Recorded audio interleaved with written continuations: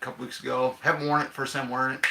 Um, we are doing this early. It is The Howling, starring Dee Wallace, Christopher Stone, which Christopher Stone was Dee Wallace's actual real life husband.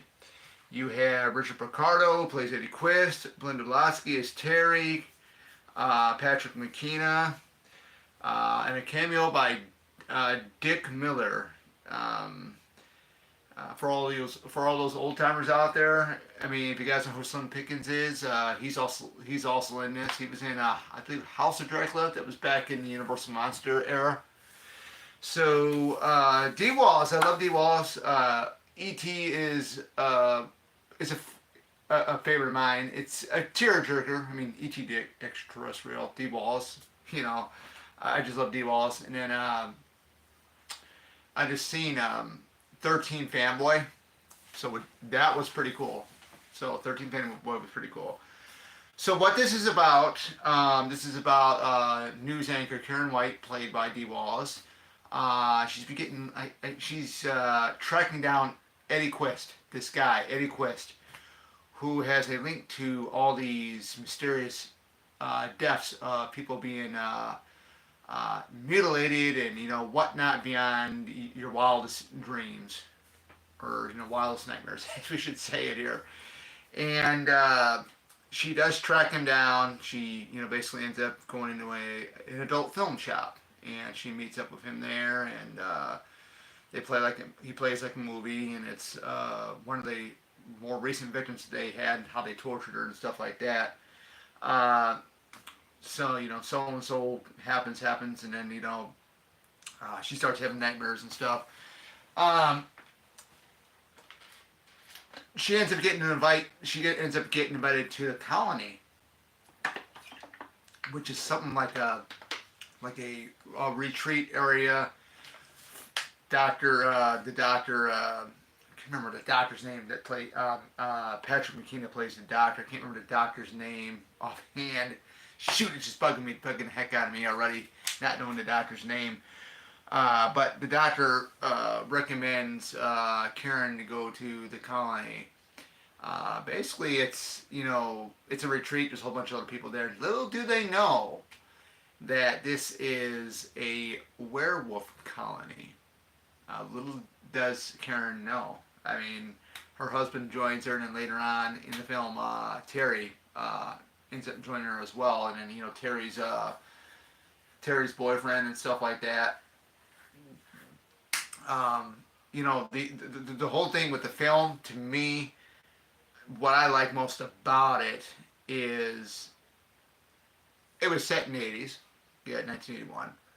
I don't really want to spoil too much of the movie, because in case you guys have not seen a lot of it, I know this is like a film discussion, but we could talk about it. But what I like about the film is it's just the way they went from the city to the colony, which is out in the middle of nowhere in wooded areas. The cabins are really cool. I like Marsha Quist's cabin. I like her cabin. And we do get a cameo of the grandma from the original Texas Chainsaw Massacre in Dick Miller's cult and bookstore. That's what I call it. That's where Terry and her boyfriend end up going to dig up some research about werewolves and stuff. She picks up a book on I think she picks up a book on werewolf, warlocks, and witches or something. And here's Dick Miller in there, and he's riding on that big tall ladder thing to get the books, because the books are ceiling high. Very, very fun stuff. Who can't love Dick Miller? Because you get to some of these movies, like Chopping Mall and Piranha. He was in Piranha. He played a kind of a big role in Piranha. He was like the owner of the resort where the piranhas end up going and attacking the people and stuff. He was the janitor in or the custodian in Chopping Mall, and he was a garbage man in The Burbs, or one of the garbage men in The Burbs. And I think Richard Picardo, who plays Eddie Quist in this, was the other garbage man, I believe. So Uh, I could be wrong, but I think that's I think Richard Picardo was in that as well with the Burbs. You gotta have a nice cold water, nice cold water. Um, do I think this movie is very freaky? I think it's very it can be very scary, especially the night scenes. You hear all these weird animal noises out there. Um, you do get to see Eddie Quist spying on Karen White in the night, which I thought was really strange. He was a freaky character to begin with because when Karen met everybody, I mean Karen and I think Karen's husband's name in the movie was Bill. Uh, when they get introduced to everybody on the colony, when they have like a giant bonfire gathering get together that they have over there, uh, you meet you meet I think his name is TC. I think his name is TC. I think his name is TC. Marsha's brother. I mean the real freaky one. You know the one that gets the one that's out there watching Karen at the cabin where she's staying at. I thought he was really freaky. And then you get like Slim Pickens in there, and he starts having a panic attack. Oh, I gotta end it, and stuff like that. And uh, people are thinking, geez, what's going on? You know, I mean, it really freaked Karen White out. So, uh, yeah, I think the build up for a lot of these scenes were really good. I love where they all get together, and Bill and Karen get introduced to everybody. You know, Marsha is this really strange character. Uh, you know, very attractive, and that character was played by Elizabeth Brooks, who did pass away. Unfortunately, it was her first movie, but she did pass away. I believe she passed away. I'm not sure, but I think she passed away in '97. I believe. I'm not sure. I could be wrong on that. Uh, we are going to talk about a little bit about the sequels here in this live stream too, because I know Marsha Quist was supposed to be in uh, Howling 2, Your Sister is a Werewolf. She was supposed to be. I don't know what happened there. That would have been a really cool connection there because she did survive the events of the original film, which I thought was very cool. Are we ever going to get her back? Fortunately, we never did. I didn't know she was even come back until I looked it up like recently. So I love her dress, that outfit that Marsha has. It's all leather, and there's a scene where Bill, Karen's husband, goes. Of course, he got attacked by the wolf. He got attacked by the werewolf, and then all of a sudden some funny stuff happens with him. Next thing you know it, he's meeting Marsha at out in the woods right by a fire, and they all of a sudden do their thing, get naked, and do their thing and stuff like that. And just when he's starting to transform, when they're basically doing their thing, it's like that. I mean, just the sounds that they made for this film was really cool. It's like for its time. You of course before this you just had the Lon Chaney Wolfman movie. He didn't have any other. I don't think you had any other werewolf movies out there between the Universal Wolfman and Howling. It was just the Wolfman from the 1930s or 1940s, I believe. Before that, because that movie does make an appearance in this movie here, The Howling. So, the werewolves, the animatronics of the werewolves was really cool. Now the werewolf transformation for Eddie Quist, which is been said to be 5 minutes long in the film. They showed the whole thing. It's really cool, especially the music for it is really awesome. The only other werewolf movie that can probably rival to the transformation of of Howling 1 would be American Werewolf in London. But I give American Werewolf in London credit too, because the way they did the transformation in that was pretty cool. But I still think the Howling tops that big time with its 5-minute transformation, because it's It goes from, Eddie Quist transforming, and this is before they even had CGI guys.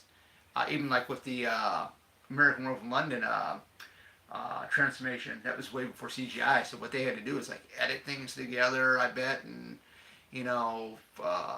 shot by shot, and just trying to blend it in somehow to make it look like make it look like they're transforming in certain scenes.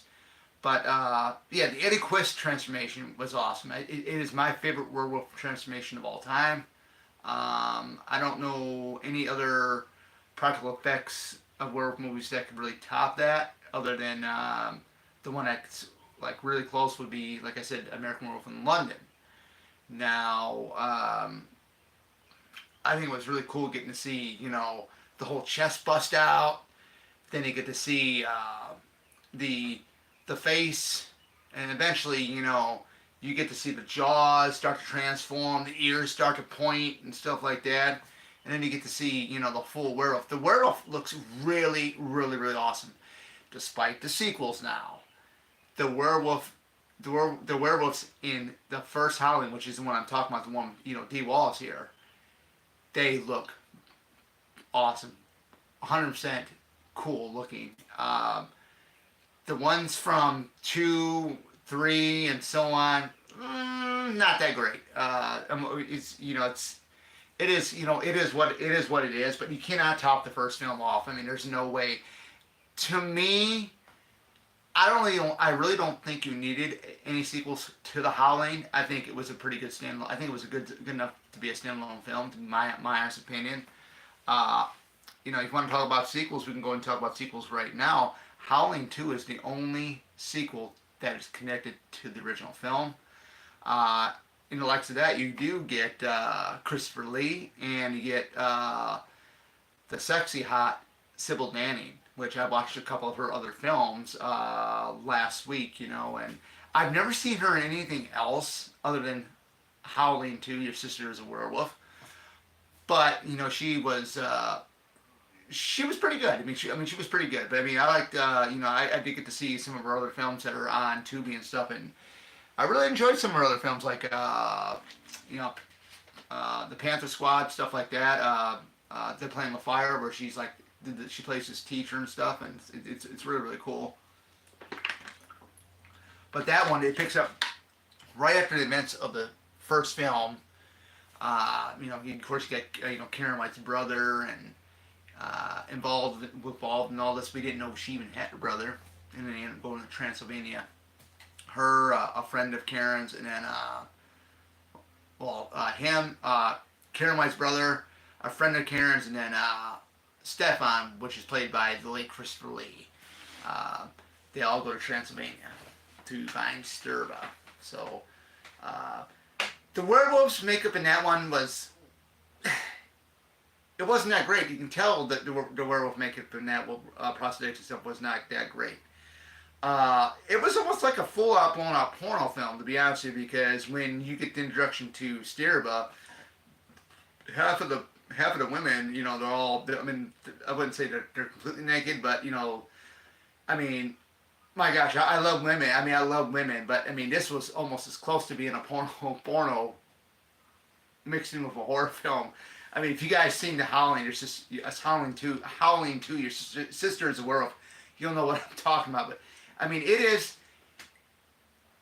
if I had to rank these films, I don't know if I ranked them already or not, but if I would have to rank them, the first one would be number 1. I would probably think, I don't know where I would put number 2 at. Number 3 is just nuttier because it's Howling 3, the Marsupials. They go to Australia in that one. It was more of not really a horror film, but more of a comedy mixed with a horror film, pretty much. I love how they incorporated actual live footage of the Tasmanian tiger in the very, very beginning, because that thing became extinct in 1936 in a zoo. So. I thought that was pretty cool, but overall, that movie was just nutty. I think it would have been great if it would have been along the lines of the first 2 films, but it was just to me it was just crazy, whacked out, tripped out, and whatnot. Now we get to how now you get Howling for the original Nightmare. That one, I believe, if I remember, I only seen it one time. But I believe that one is with, gosh, I think it was this woman or something that goes, something about the tower. I remember something, it had something to do with like the tower and stuff and whatnot. And there's just like this really attractive woman that it's very very seductive, really short dark black hair, and she runs like I think a flower plant shop, and it's just really really batshit crazy in that one. I know the woman's boyfriend ends up melting and turning into like a werewolf and whatnot. Yeah, I mean it was okay, and then we get to Howling 5, The Rebirth, which I just recently seen last month. I've never seen it. That's the one where they're in the castle in Budapest. To me, I think if I would have ranked that one, that would have been like in the maybe the number 3 spot, maybe. The problem with that film, you don't really get to see the werewolf. It's only in really short, like flashy scenes where you barely even see anything. Almost like the Flash, DC Comics, the Flash, like it zoomed right by, and you don't really get to see the werewolf. You see it in a silhouette in the tunnel below the castle, and that's just about it. And then you see it then you just see just like part of the face, and that was it. You don't really get to see it in full blown form. Then you get this movie called Howling 6. I believe it's Howling 6, The Freaks. Seen that? It's basically, the werewolf gets put in this sideshow circus of the freaks, and the owner of the circus is actually a vampire, I believe. I think they said it was Dracula, I believe. I only seen it like maybe a small handful of times. I didn't really care for it. I think it was a weird entry into the franchise. I would have to think the original Nightmare was a little bit better than that. But then the one that I did get to see, which I'd never seen before, I saw it last week too, and I watched all these on Tubi. I actually watched Rebirth on Tubi and stuff, but it was Howling 7, the New Moon Rising. I believe that's the subtitle of it. That was a joke. And the reason why it was a joke, you don't get to see the werewolf until near the end of the movie. And the way it's shown, it's actually a female werewolf, okay? I have nothing wrong with that. But when you do see it kill, you only see it in first person view. You only get to see it in the first person view format with the red screen and stuff. Which if you guys watch it, Howling, the new Howling 7, the New Moon Rising, you guys know what I'm talking about. It has something to do with the one girl that was in Howling 5, The Rebirth, who is the basically the villain of Howling 7. Not how. I know it sounds like I'm saying Halloween, but Howling, the Howling 7. But the werewolf in that was terrible, New Moon Rising, because the fact of the matter is that we only get to see it one time, and she comes out, she's basically standing up, she's in her clothes, and it's like, then I believe they kill her at the end, and they don't really, you don't get to see the werewolf. It was another downfall from like Howling 5, The Rebirth. But then there's another one that came out years later, which was I believe in 2011, Howling Reborn. Seen that one? Don't know much about it. I guess it was supposed to be a remake of the original film, which it really wasn't. It was okay, not that great. But going back with the original film is awesome. I really enjoyed the original film from start to finish. I mean, you had, Dee Wallace. You had Christopher Stone, her real life husband, who was in the film. Of course, he passed away many years ago. Belinda Blonsky, director Joe Dante, who's done quite a few things. I believe he did the first. I think it was the first Gremlins he did. Uh, which I'm not really a fan of the Gremlins films, to be honest with you. Uh, but he did, I think he did Piranha, maybe. I think he did the original Piranha film. I think. I'm not really sure. But I mean, just the way the setting was for the first film was awesome. You know, you get the news anchor tracking down this guy named Eddie Quest, who is behind or potentially behind all these murders of these innocent people being mauled and stuff by wild animals, and couldn't find their werewolves and stuff. And it's got the best werewolf transformation on screen to date. Despite like all the werewolf movies that came after it, they had like CGI, like say the Benicio del Toro Wolfman, and then the Van Helsing Wolfman. Those transformations were awesome, but they were CGI, computer generated. Back in the day, in the early '80s, early '80s, you didn't have CGI. Except for I think for that one little scene when Marcia Quist and Bill were having sex out there by that fire, when they transformed in a distance, I believe it was some type of digital effect they did. I don't know how they did it, but then you got to think, how did they do Superman's laser superpower eyes and stuff like that, where he shoots the laser red beams out and stuff? How did they do that? And that was like back in '78. So on with the sequels, but it's just it was really cool. I mean, for its time.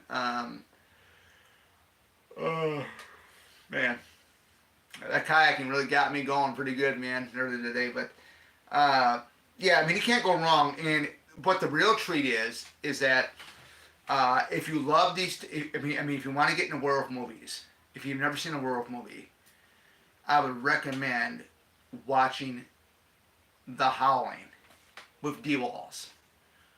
Watch that film, and if you're watching this live stream and you've never seen it, try to find it. You might not be able to find it on any of the streaming services, but if you can rent it somewhere on a streaming service, or if you have somebody that owns it, see if you can borrow it from them. You watch it, come back, tell me what you think of it and what you liked about it, or what you didn't like about it. I'm open to negatives and positives about any film that I do on here. Personally, it is my own all-time number one favorite werewolf movie of all time. And I do get a chance this August at Flashback Weekend to meet director Joe Dante of this film, and then D. Walls. I don't know if they're going to get Belinda Blonsky or Richard Picardo, who were also in the film as well. It would be really, really cool, because I am thinking about getting a mini Howling poster, because I want to be able to get Joe and Dee on the poster itself. And you never know, they might get Belinda and Richard as well. I would love to ask Richard, about the whole thing about the transformation. I think that would be pretty cool to find that out. I mean what he had to go through to get ready for that whole performance, to get himself going. I think it's really cool. And he's done a couple of things too. I know he's been on. He was on on one of the Star Trek shows back in the day. He was in one movie that I did see a while back. I can't remember what the hell it was, but it was okay. I mean, it was pretty good. Belinda Blonsky, she was also in the original Piranha, and I know she was in the very first Gremlins film. I didn't know she was until I looked it up, and I'm like, wow, that's pretty cool. So, it's got good kills. The first film has got good kills. I do like when Terry's boyfriend goes back to the that shop where Dick Miller works at and gets those silver bullets, and he uses them, and that's the only way you can kill a werewolf, pretty much, is by silver bullet. And he uses that on the doctor, he uses that on pretty much everybody that's a werewolf in the colony, and of course he ends up having to use that on Karen White near the end of the film, because she ends up getting transformed into one because she got attacked while they were in the car Uh, Basically, the werewolf was actually Bill, her husband, so that got her bitter and stuff. But yeah, I mean, the movie was great. I mean, you know, when I don't got it on 4K, which I have it on DVD, and this is the lenticular cover. Okay, guys, lenticular cover, pretty cool. It's even got the blood stains. The poster doesn't have that. And you got that right there, and there's no disc art whatsoever. And I thought about actually having this signed, but you know, if they end up getting Belinda and Richard, there's not going to be enough room for all four of them on here. So I want to keep that in mind too. You just never know. But I actually got the movie inside the Blu-ray player. My Blu-ray player does play DVDs as well. I do gotta get I got a 4K player too, but it's actually the PS5. I don't got an official 4K player, which I do want to get. But I mean, you get this in here.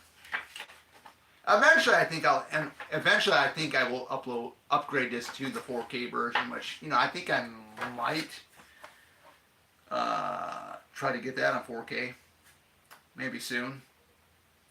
We'll have to wait and see. This movie here actually, guys, runs at a whopping 1 hour and 31 minutes. Joe Dante, the director of this masterpiece. Joe Dante. So, we're going to look at the special features on this one. Special features: Unleashing the Beast, making of the Howling multi-part documentary, deleted scenes, outtakes, making a monster movie inside the Howling documentary, audio commentary with director Joe Dante, D. Wallace, Christopher Stone, and Robert Picardo, photo gallery, original theatrical trailers. Now with the commentary, I don't think they're all in the same room together. I think it's like them taking turns doing the commentary when they were able to do their commentaries and stuff for it. And it says right here in Los Angeles, it says, one of the best werewolf movies ever made, and that is the truth. And there's Terry, played by Belinda Balaski. So, yeah, I mean, The Howling. What more can you say about it? Great werewolf transformation, an awesome werewolf transformation. Great animatronics. The fur, the fur, the eyes, everything looks so cool on the werewolf when you saw it in its true form. Looked really cool. The best looking werewolves that we've had. The sequels to it, the werewolves and elves, just suck, man. I mean, they are just terrible. Some of them are just.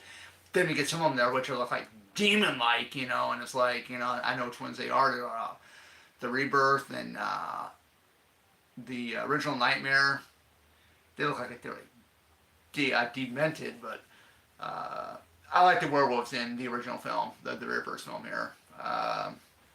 In Howling 2, the werewolves look like freaking Bigfoots. They're so freaking furry, But, yeah. But, hey guys, I didn't know how long this live stream was going to be. I decided to do it early because I'm going to be watching a movie later on tonight. So that's why I decided to go ahead and do this film. So, the movie I'm going to be watching tonight, I will be doing a live stream discussion on it next weekend here, particularly on Saturday, since next Sunday is Easter. So, and if you want to know what the movie's going to be, it's going to be Sleepaway Camp. That's what I'm going to be doing the live stream discussion on. We're going to do it on the first one. I was not a big fan of the Pamela Springsteen being Angela, but we'll save that for another day to talk about. But without further ado, this is Oracle sign out. Take care. Don't forget to have a great one, and see you guys back in the next one. And just remember, if you hear howling outside, it might be a werewolf. Take care.